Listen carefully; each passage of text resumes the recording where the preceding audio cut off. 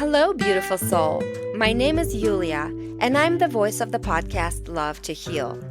This podcast outlines my journey from atheism to Judaism, exploring spirituality from diverse perspectives. It is my hope that my journey will inspire others to embark on their own adventure of self-discovery and spiritual growth.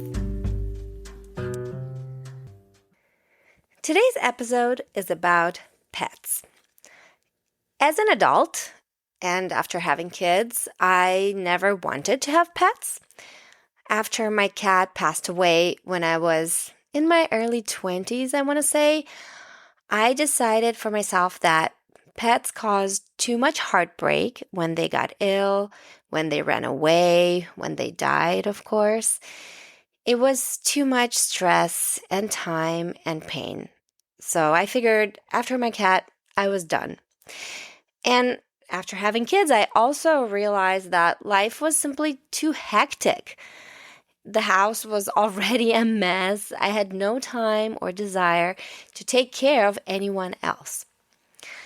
Well, then, at age 7, thereabout, my son started mentioning the idea of a dog, which a lot of kids do, right? Most kids want a pet. Well, to this, my response was always a hard no, and my husband would back me up on it. The funny thing is that all of our family friends, literally all our friends, own dogs, and I would hear their stories of neighbors' complaints, dogs running away, dogs stealing chocolate off the table and ending up in the ER, and all that sounded so dreadful to me that I wanted absolutely nothing to do with it. And I would tell my kids that it's just too much work. We like to travel, who would stay with our dog, etc., etc. I was so happy with just our family. It was perfect. Then in December of 2024, we took a trip to Argentina. Perhaps you listened to that episode.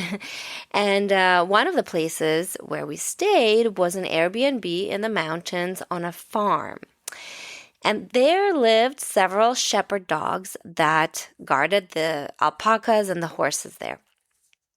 Now, these dogs, they would come to the house to play with my kids as if they lived there with us. And actually, the owners of the Airbnb, they warned us. They said, just so you know, you might have some dogs visiting you from time to time. They're not really our dogs. They just live on the farm. They're very friendly. And so my son started playing with these dogs. And over the course of several days that we stayed there, he fell in love with one of these dogs. He would spend as much time as we allowed him, or as our itinerary allowed. He would spend so much time just cuddling and playing with this dog. I had never seen him so happy. He would literally lay on top of this dog and almost kiss this dog in the face. It was crazy. He gave it a name, and he called his dog his best friend. When it was time to leave this part of Argentina and continue on our trip, my son was devastated. I had never seen him cry like that. I mean, he was sobbing. He did not want to leave this dog behind.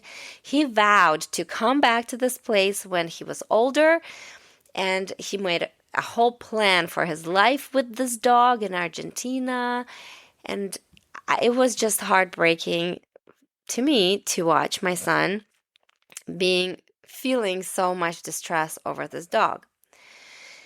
Well, I found this adorable, and I figured that these feelings would pass because we would come back to the United States, he would go back to school, to his friends, and I thought he would forget all about it, but he didn't. So every day after our return from vacation, my son would remember this dog and how much he missed him. He missed him dearly. If he couldn't have that dog, he wanted another dog, any dog. He just wanted to have this kind of best friend, right, that a dog is to a man. He wanted the unconditional love of a dog, I think, and the loyalty of a dog. My husband and I would tell him over and over that there's no way we're getting a dog. I would tell my son over my dead body. We're never home. He has so many activities to go to after school. We travel, etc. Who would take care of it? Who would walk it on the coldest winter day or in pouring rain? So we tried our best to discourage him in any way possible. And also because last year our family began to learn to be observant in Judaism, we thought that the dog would distract us from growing spiritually. Most observant Jews do not own pets for that specific reason, because they distract them from Torah learning. Well, months went by, and my son kept begging. Every time I saw him interact with a friend's dog or a random dog in the park, my heart melted. And I guess my heart started to make room for more family. I'm not sure what happened. But once I gave in, sometime in June 2025, I then needed to convince my husband, because my husband was also very much against the idea. After a little while, my husband started to give in as well. So we started looking at shelters to see what dogs were available for adoption, just kind of toying with the idea to see what's out there. We didn't want a purebred. We wanted, just like a simple dog that would be healthy, that would live a long life, so nothing too big. Nothing. We had heard that purebreds sometimes don't live as long, so we were fine with a mutt. And we also wanted to do something kind, and we wanted to rescue a dog. So we found 3 searching online that we thought were a pretty perfect fit for us. We wanted a medium-sized dog, somewhere up to 40 pounds, preferably a poodle mix that doesn't shed, and those tend to be hypoallergenic. And we wanted him preferably to be under 1 year of age, but already potty trained and crate trained. What I soon learned was that looking for a dog was a very stressful task. I filled out numerous applications with references, very extensive applications, I must say, and we would wait for a reply from these shelters, and some of them were foster homes. I'll tell you, some never even replied. Others took days. And, meanwhile, I would be constantly checking my phone to see if any answers came in, because a lot of these shelters, you have to just go in. It's on the first come, first serve basis. And so if you don't go in that day, that somebody might already adopt that dog before you. So it was really stressful checking my phone and calling these shelters to see if the dogs were there. So eventually, the shelters that we applied to denied our applications because we didn't have a fence. And the foster care never replied. I couldn't believe it. I mean, here we are, a wonderful family. Here I am tooting my own horn, but we are a very nice, kind family with a fairly large house, a big backyard, looking to adopt a dog, and we were denied because we didn't have a fence. So I was feeling a little bit down, and of course, my son too. I had shown pictures of these dogs to him, and he was so excited to meet them, and then I had to be the bearer of bad news and tell him that we would not be able to adopt any of the dogs that we liked. Every time something doesn't work out in life, especially now that I'm so focused on spiritual growth, I tell myself that it is for the best. It just means that God has a different plan for us. But of course, even when you tell yourself that, it's still hard. You still get down about it. You still become sad and upset and everything. But deep down in my heart, I knew that God had a plan for us. And let me tell you, He did. So in early July, my husband happened to see a Facebook post about someone needing to rehome a dog. He forwarded the post to me, and I jumped on it. I reached out to this lady. She responded in literally a few moments, and we set up a meeting the following day. She lived 25 minutes away from our house, and it even turned out that we had several acquaintances in common on Facebook. At that point, I already felt that this was meant to be. Either it was too good to be true or it was meant to be. My friends also told me that this was a better option in the sense that if we had adopted from a shelter, we might not know the full story of the dog. Maybe it had been treated really badly. Maybe it had some kind of, PTSD or who knows. But this family, we knew we were going to meet them. And so we knew that they were caring for the dog and that they were giving him away because supposedly the Facebook post said one of the kids was allergic to the dog. So we went as a family, my two kids, and my husband and I, we went to meet this dog. His name was Loki. And the family, they turned out to be Ukrainian. They spoke Russian, and they were very nice. They had a nice house, tons of land. It turned out that the husband was a truck driver, and he was out in California for work.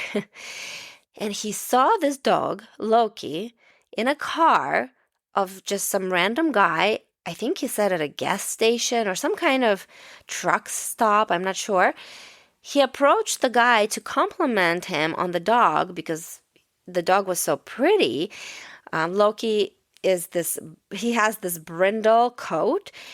He's just really different. Like, you don't see many dogs like this. And so the guy told the truck driver that he was actually looking for a home for this dog because the owner, was being deported. From what I understood, the owner was Mexican and he must have been living there illegally, and he needed to find a home for his dog because he was going back to Mexico. So the truck driver, the Ukrainian man, he felt so bad for the dog and he liked him so much that he took him with him back to Cleveland, Ohio. But once he came home, his wife was not happy with him having made this decision without her. She never wanted pets, and apparently the son was allergic. So they started looking for a new home for Loki. And they tried some of their friends and family, but it was not working out. And that's when she posted on Facebook that she was looking to rehome this dog. So that's the story. We don't know, of course, how Loki was treated in his first few months of life. He was 7 months old when this Ukrainian family took him in. And he was 1 year old when we rehomed him. But it seems like he was in good hands in both cases. But the funny thing is, well, there's several funny things. Loki is nothing like the dog we wanted or planned to have, okay? He is a year old. Now he's a year and 2 months already because he's been with us for a couple of months. He's over 50 pounds, okay, which is much larger than we were looking for. And he sheds, which is something that we were trying to avoid at all costs. But like I said, God had a very different plan for us. I mean, what are you going to do about it? And the really ironic thing, which makes me laugh, is his name. Because Loki is the god of mischief in Norse mythology, a pagan religion.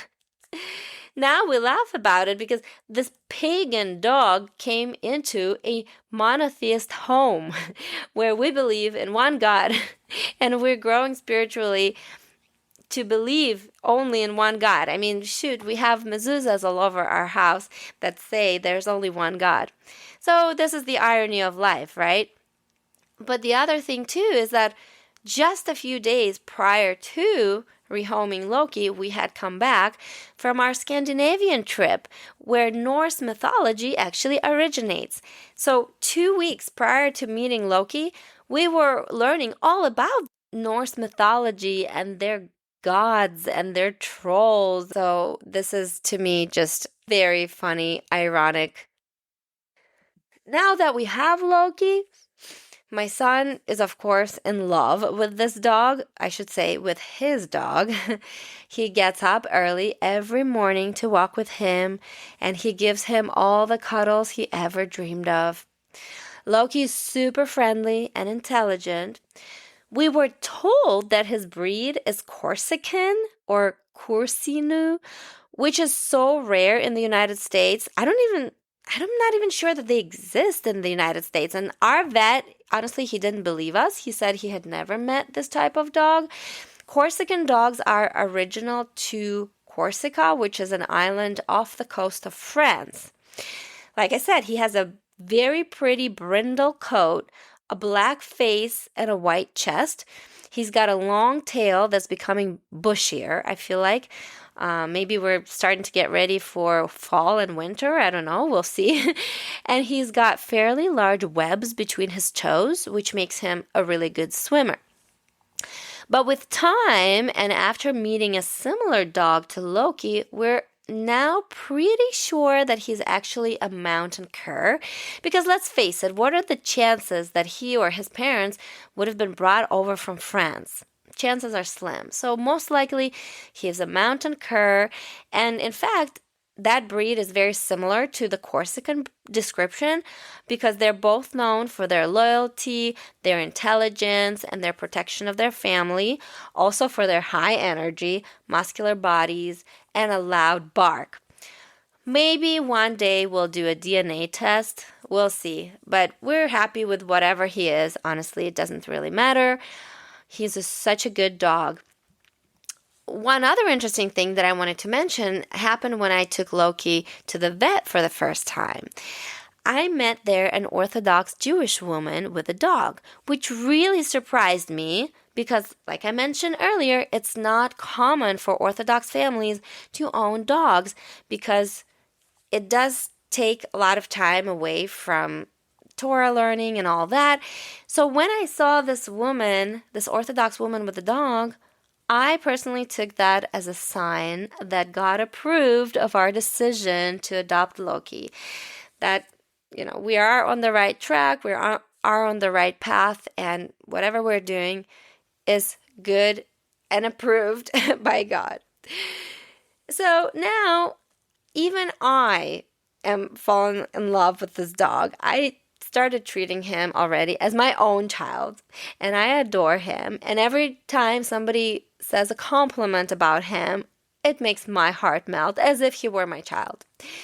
As we say in Russian, he has become my quote-unquote tail. He's always behind me because usually I'm the one that feeds him probably. He follows me around. He's, being nosy all the time. He's always around me, which is really cute. I like that. And in the couple of months that we've had him, we've taken him creek walking, which honestly has been my favorite thing to do.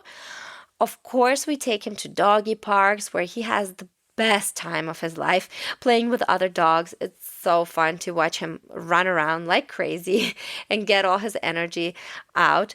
He helps me weed my garden. He stays by my side when I mow the lawn. It's just really sweet. The dog is super sweet. I love him. And the other good thing about having a dog that I'm starting to realize is he's making us go outside more. He's making us more active, which is so important because, for me, I move around a lot. I teach dance and I'm pretty active, but for example, my husband, he is at the computer all day long. So I feel like for him, this is actually a blessing in disguise. My husband is not 100% set on what we've done with the dog, adopting the dog. But he's also starting to love him and everything. But I think for him, above all, what's going to really affect him positively is the fact that he has to walk the dog now too, and is going to make him more active. So I'm very happy about that. We do have a trainer that comes once a week to teach him to be obedient, and he's doing very well with that. We even started letting him run off leash in our backyard and in certain parks. And when we call him, he comes back for the most part. All in all, my family is very happy with Loki, and we thank God that he's now a part of our lives. And I realize, of course, I should not have gotten upset. I should not have gotten, down when the shelters denied our applications, because God had a plan for us all along. We just needed to trust him and wait for the proper time and for the proper dog to come into our lives. A big part of spiritual growth is trusting God every step of the way. And I mean every step. It doesn't matter how big or small that step is, right? It doesn't have to be like a completely life-altering decision. But whatever we do in life, every day, we need to trust God that he has the right plan for us. So when something doesn't work out the way we planned, trust God that it will work out the way it needs to, right? The way that your soul needs to experience something in this life. So I will conclude today with a list of 7 principles in relation to God that, if we can understand and internalize, they can actually help us acquire true trust in God. I found this information on outorah.org, written by Rabbi Jack Abramovitz. So enjoy, and until next time. Number 1, God is more merciful towards men than anyone or anything else, as per Deuteronomy 13, verse 18. He will grant you mercy, be merciful to you, and increase you. Number 2, nothing that benefits a person is unknown to God. He created us, and he knows all our needs. If this is true of a human designer, how much more so is it the case with God? Referring to this, Isaiah 48, verse 17 says, I am Hashem your God, who directs you for your own good, who guides you in the way to go. Number 3, God's will is absolute, and no one can thwart it. As per Psalms 135, verse 6, whatever God desired, he did. Number 4, God oversees all the affairs of man. Nothing is too great or too small for his attention. Regarding this, Isaiah 40, verse 27 says, Why do you say, Jacob, and why do you state, Israel, my way is hidden from Hashem, and my judgment is removed from God? Number 5, no one can help or harm, neither himself nor another, unless God permits it to occur. If a servant has several masters, all of whom can help him, he will divide his reliance among them. If only one of his masters can help him, he will rely on that one exclusively. Similarly, if we recognize that only God can assist us, we will rely on him to the exclusion of all others. To this end, King David wrote, quote, Trust not in princes, in human beings who have no power to save. This is from Psalms 146, verse 3. Number 6, one must be aware of how good God is to man strictly because of his own grace, and not because we have done anything to deserve it. This is reflected by Psalms 40, verse 6. Many things you have done, Hashem my God, your wonderful works and your thoughts toward us, there is none to be compared to you. If I would declare and speak of them, they are too many than can be told. And finally, number 7. One must understand that all created things have their designated parameters that have been decreed by God. Something cannot be increased if God desires it to be few in number, nor can it be decreased if he desires it to be many. One cannot delay what he wishes to occur, and one cannot bring about that which he wishes to delay.